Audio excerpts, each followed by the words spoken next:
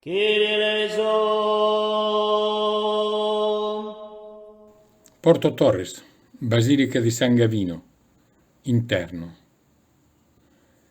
L'interno della basilica appare come un unico ambiente.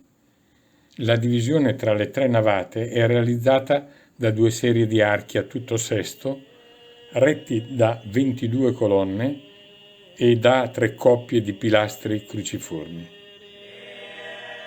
Notevoli capitelli, quasi tutti di epoca romana.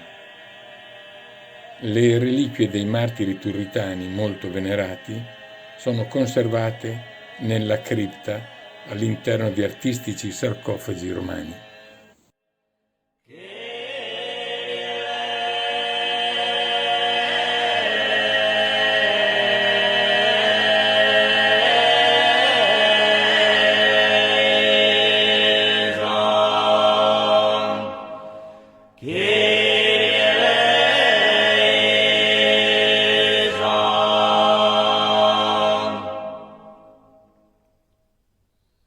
Christ.